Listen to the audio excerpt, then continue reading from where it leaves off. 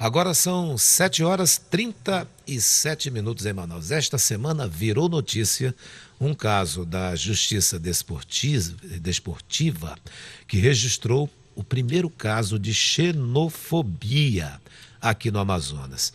Isso acende um alerta para todos e a gente decidiu conversar com o cientista político. Ele é professor também do Departamento de Ciências Sociais da Universidade Federal do Amazonas, que é o Paulo Emílio, a quem a gente agradece por estar aqui nos estúdios da Rádio Diário. Paulo, muito obrigado por sua participação. A gente está na Record News Manaus também, no D24 AM e no Amazonas 1. Bom dia. Bom dia, eu que agradeço.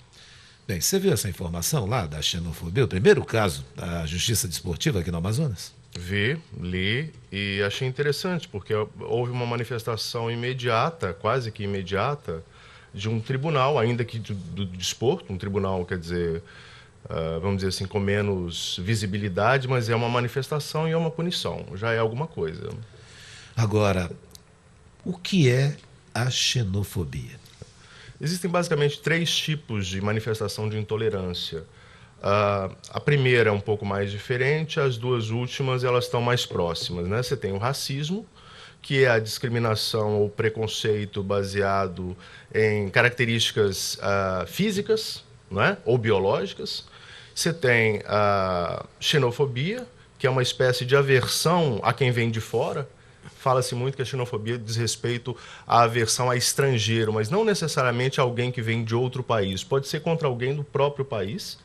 E você tem, por último, o que a gente chama de chauvinismo, que é uma espécie de nacionalismo excessivo, de afirmação da própria personalidade nacional de um país. Então, xenofobia e chauvinismo têm muito em comum, porque discriminam e separam, né? Segregam, né? Ambos são crimes também? Não, o que a gente tem de crime, efetivamente, diz respeito ao racismo. Mas essas manifestações são muito próximas. É muito difícil, frequentemente, você distinguir. A gente distingue por uma questão mais de entendimento. Mas o que é mais evidente mesmo é o racismo. Até por conta da miscigenação brasileira, que é muito evidente, né? Professor, como se combate isso? Ou seja, tem participação da família, escola? Como se combater isso? Tem participação da família, tem participação da escola, mas eu acho que efetivamente o que tem que acontecer foi o que aconteceu recentemente aqui no Amazonas. Quer dizer, tem de haver uma punição por parte do Estado. Você tem de ter mecanismos que consigam coibir esse tipo de manifestação de ódio e intolerância. Eu acho que só a nossa disposição para que a gente espere uma espécie de virtude das pessoas, de conscientização, isso aí não basta. É preciso que seja criminalizado e, mais que isso, efetivamente punido. Nesse caso aí do atleta, a informação que nós temos é que ele foi punido pela Justiça Desportiva por xenofobia. Exato. A comissão julgadora condenou o atleta por ofender alguém em sua honra, praticar ato discriminatório, desdenhoso ou ultrajante relacionado a preconceito em razão de origem étnica. Quer dizer, tem que agir logo, não deixar espaço.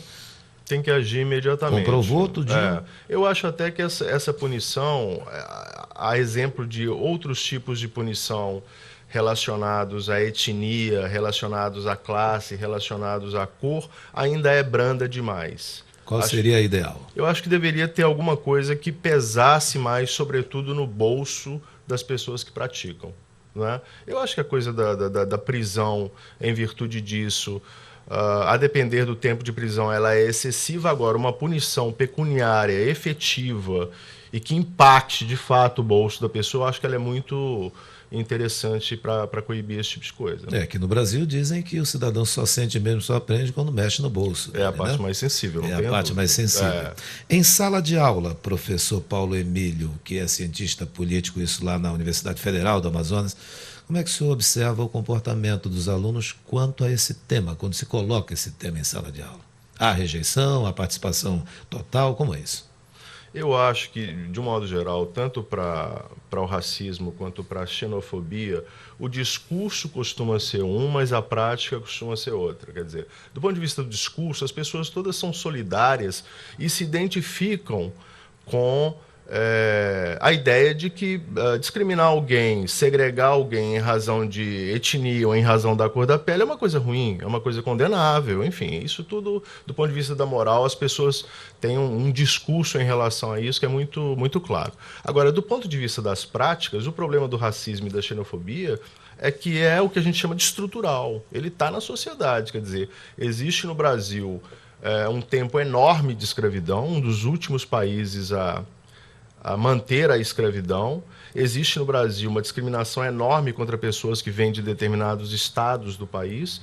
Isso tudo alimenta o racismo e a xenofobia. Só que a xenofobia ela tem um componente diferente, que é o fato de nós estarmos vivendo uma época em que a migração é muito fácil e muito farta. As pessoas transitam muito mundo afora entre países, por conta das comunicações que tiveram mais integração, por conta da redução do preço. Então, quer dizer, hoje a gente tem um trânsito entre países muito maior. E isso faz com que as pessoas, de modo geral, ainda que tenham um discurso de solidariedade e empatia, do ponto de vista da prática, é um pouco pior. Porque as pessoas se veem ameaçadas. Basicamente é o seguinte, xenofobia é uma espécie de ameaça imaginária. É um preconceito. O preconceito o que é? É um conceito anterior, normalmente sem fundamento. E ele vem de uma ameaça. A pessoa se sente ameaçada no seu emprego, se sente ameaçada na sua segurança, acha que,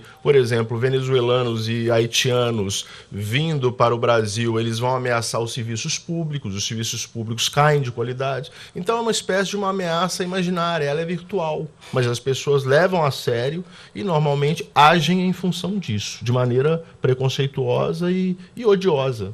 Essa aversão, ela não é de hoje, em se tratando de mundo, de existência mesmo. De mundo, né? Não mesmo. Por exemplo, a gente levantou aqui umas informações que lá na Grécia já havia isso também, esse sentimento de aversão às pessoas. Só que ao longo dos séculos continua, porque a sociedade ela não consegue vencer a aversão a outras pessoas. O senhor citou algumas causas imaginárias, né? Chegou um venezuelano, vai tomar meu emprego. Não fica aqui não. Aí começa a insegurança também. Por que a gente não avança nisso? Falta o quê para a gente?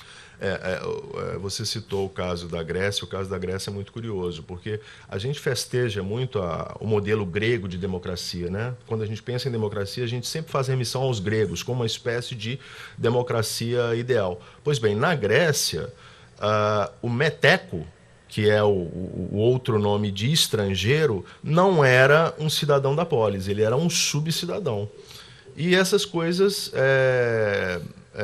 permanecem, elas continuam até hoje. Só que eu diria o seguinte, existem momentos em que elas se evidenciam mais e momentos que elas arrefecem. O fato é que nós temos tido crise econômica, o sistema capitalista ele apresenta crises econômicas recorrentemente, é normal, espera-se que aconteça isso.